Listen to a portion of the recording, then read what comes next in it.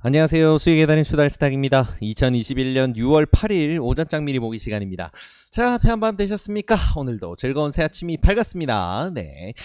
증시가 전체적으로 방향성이 확정이 되진 않은 그런 흐름인데 계속해서 우상향은 보여주고 있습니다. 네. 그래서 일단 한국장 같은 경우에도 어제 오전에 굉장히 강한 상승폭 이후에 강한 낙폭을 기록을 했는데 다시금 재상승을 시키면서 코스피는 플러스 0.37 정도로 잘 마무리가 됐습니다. 수급 변화가 조금 있었는데요. 외국인 같은 경우에는 오전장에 자금을 좀 밀어 넣다가 소규모로 집어 넣다가 코스피가 한 플러스 0.8 정도까지 올라갔을 때 무자비하게 자금을 빼더라고요. 네, 그래서 그 플러스 0.8 정도로 올려놨던 지수가 순식간에 음전환까지 해서 마이너스 0.1, 마이너스 0.2% 정도 수준까지 내려 꽂혔다가 또 거기서 외국인들 자금이 밀려 들어오면서 다시금 이제 보합 이상으로 상승봉을 만들어내면서 마무리가 됐습니다. 정말 지수가 너무 불안정하네요. 그래서 멀미가 그냥 아주 제대로 나는 그런 나날을 보내고 있는데 이런 이슈가 딱히 없어도 이럴 수밖에 없는 시장 상황이긴 합니다. 네, 계속해서 말씀드리다시피 지금 이슈가 너무 많은 시기다 보니까 시장이 방향성이 없어요. 그래서 어느 정도는 방향성 없이 그냥 뭔가 해외장 분위기가 이리로 간다 하면 저리로 가고 이리로 가고 저리로 가면 또 저리로 따라가고 이런 흐름들, 위로 가면 위로, 아래로 가면 아래로 이렇게 따라 움직이는 이런 느낌을 보입니다. 네, 그래서 시장이 굉장히 불안정한 상황에서 우상향을 하고 있구나라는 거. 이렇게 이제 흔들흔들 하다가 한번 이제 본격적으로 자금이 밀어 넣는 흐름이 나왔으면 좋겠는데 미국장 같은 경우에도 지금 좀 거래량이 굉장히 많이 죽은 상황이에요. 그래서 시장에서 이제 여러 매체들이 다루는 것처럼 시장이 좀 관망세를 유지를 하고 있다라고 이야기를 나누고 있는데 다우존스와 S&P는 살짝 소폭 하락을 하면서 마무리가 됐고요. 나스닥과 러셀 지수 같은 경우에는 강한 상승폭을 기록을 했습니다. 그래서 지수 방향성도 서로 엇갈리고 있고 상승 구간 내에서도 흔들림이 굉장히 강하고 그래서 불안한 장세가 계속 이어지고 있는 상황. 그래서 지금 우리 특이점이라고 잡을 수 있는 거는 딱히 없는 그런 구간을 지나고 있다 보니까 지금은 최대한 우리는 일단은 몸을 사리고 다음 구간을 확인하는 구간으로 계속 이제 대응한다라고 생각하시면 좋을 것 같습니다. 자, 그래서 시장에 영향을 줄 만한 주요 뉴스 두 가지 정도만 정리를 해보도록 할게요. 자, 이게 원래는 어제 다뤘어야 하는 뉴스인데 제가 이 뉴스를 하나 놓쳐가지고 좀 하루 늦게 이거를 공유드리게 됐네요.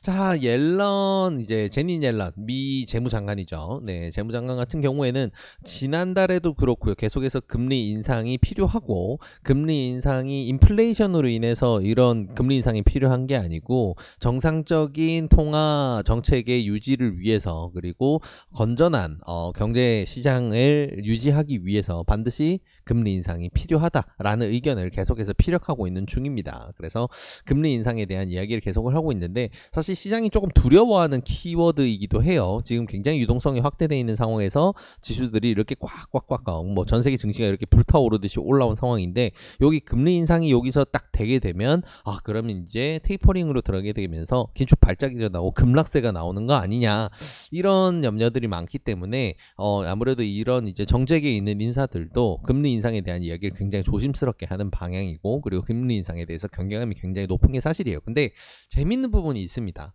자, 금리 인상을 이야기를 하면서 인플레이션으로 인해서 과도한 인플레이션으로 인해서 금리 인상이 필요하다던가 그냥 시장 상황이 비이성적으로 그래서 굉장히 이상한 형태로 해서 변질되기 때문에 이걸 막기 위해서 금리 인상이 필요하다라는 방향은 아니에요. 네, 그러다 보니까 지금 시장에서 굉장히 두려워하는 거는 하이퍼 인플레이션이라든가 인플레이션으로 인해서 통화 정책을 강하게 이제 억누르는 억제책으로 이제 통화 정책을 펼치는 이게 시장이 가장 두려워하는 부분인데 그런 부분이 결국은 이제 금리 인상이 가장 큰 포인트냐 아니면 이런 부분이 포인트냐라고 했을 때 지금 후자로 얘기했었던 이런 이제 인플레이션으로 인해서 통화 정책 변화가 오히려 시장에서는 더 리스크로 작용을 하고 있다라는 걸 어느 정도 힌트는 얻을 수가 있어요. 왜 그러냐면 만약 시장이 금리 인상 자체에 굉장히 굉장히 강한 키워드로 시장에서 두려움을 느낀다라고 한다면 이런 발언이 나왔을 때 시장이 굉장히 강하게 아래로 흔들릴 수가 있거든요. 근데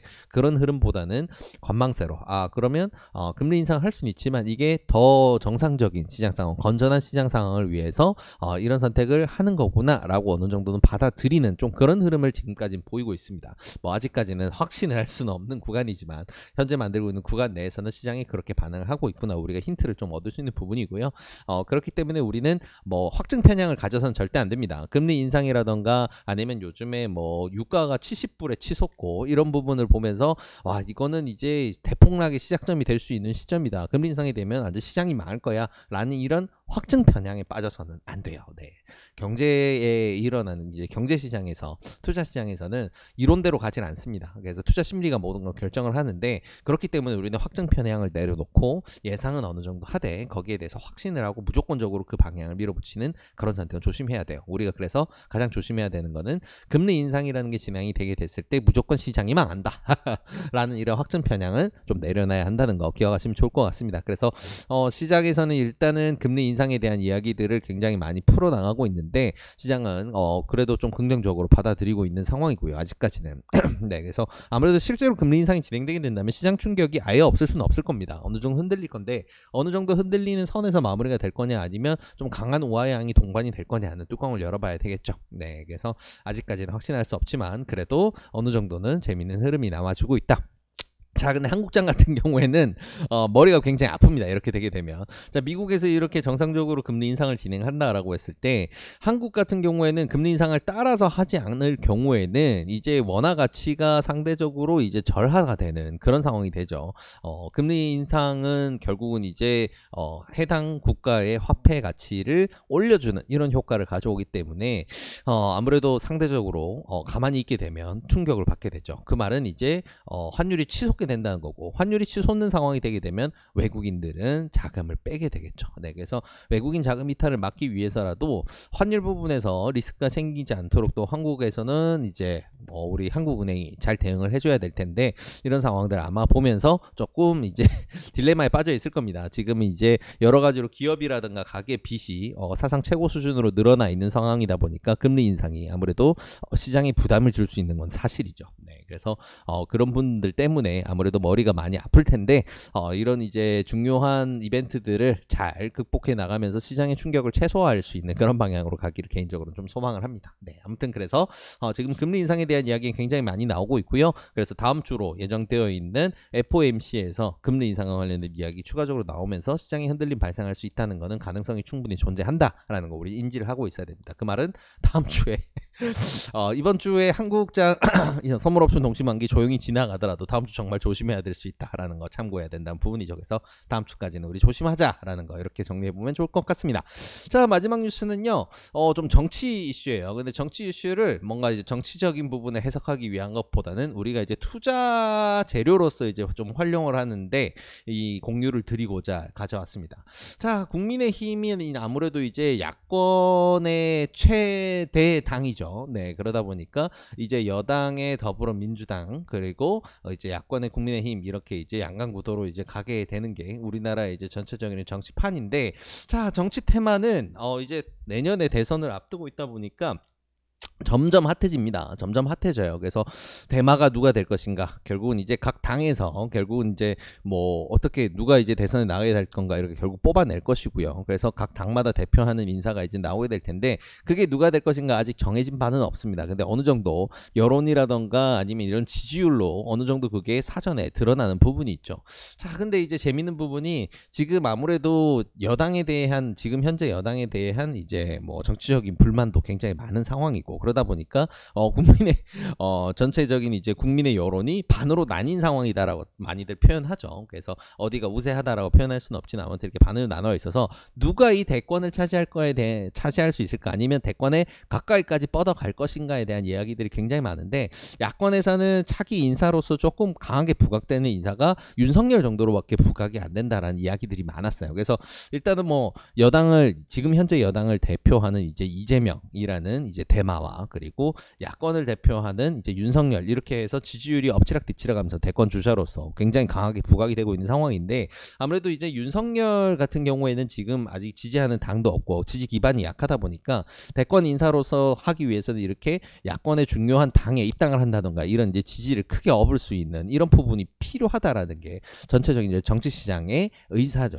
그런 의견들이 많았죠. 자, 근데 재밌는 부분이 야권 인사에서 그렇게 그러면 이제 결론적으로는 야권에는 지금 인사가 없다라는 게 굉장히 중요한 포인트로 작용을 하고 있었는데 이번에 이제 이 전당대회를 전후로 해가지고 이준석이라는 이제 그 당원이 굉장히 좀 강하게 치고 올라오고 있는 상황입니다. 그래서 지금 우리 주식시장에서도 테마주로서 이 부분이 굉장히 강하게 작용을 하고 있는데 윤석열 때도 그렇고요, 이재명 때도 그렇고, 그리고 뭐 더 먼 과거로 봤을 때는 이제 그 이낙연도 그랬고요. 그래서 테마주가 처음 형성되고 나서 초기 파동이 한번 나오고 난 다음에 조금 쉬어간 이후에 다시 이슈가 빠질 때는 정말 강한 상승 파동이 나오는 그런 케이스들이 굉장히 많이 나왔습니다. 상승 파동이 어느 정도 보통 이제 정치 테마는 정말 제대로 불붙었다 그러면 10배씩 가기 때문에 정말 무섭게 가죠. 네, 그래서 야권 주자로서 새로운 인사가 나왔다라는 거는 굉장히 재밌는 포인트로 볼 수 있고요.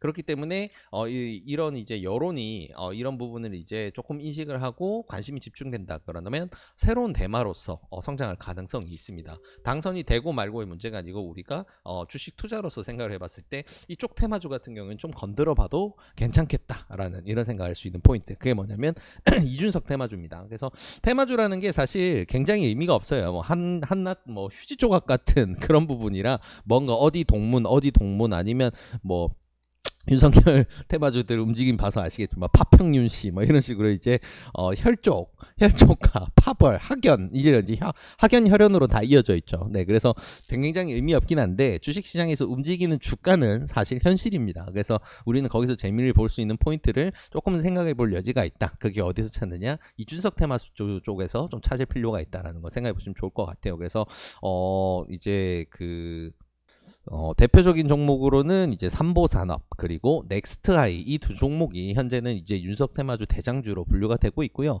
추가적으로 이제 윌비스라든가 YBM넷 이렇게는 이제 또 이제 하버드 동문이라든가 이렇게 학연으로 또 연결되어 있는 부분도 있고요. 그래서 재밌는 종목들이 많이 연계되어 있는데 지금 이제 투표율이라든가 전당대회에서 나오는 투표율이나 관심도가 굉장히 높아진 상황에서 이준석이 많이 거론되고 있다라는 거는 굉장히 우리가 재밌는 포인트로 생각을 해서 좀 이렇게 지수가 원래 불안정하고 개장이다 라고 할 때는 정치 테마만큼 재밌는 게 없죠. 네, 그래서 한 가지 공유 드렸습니다.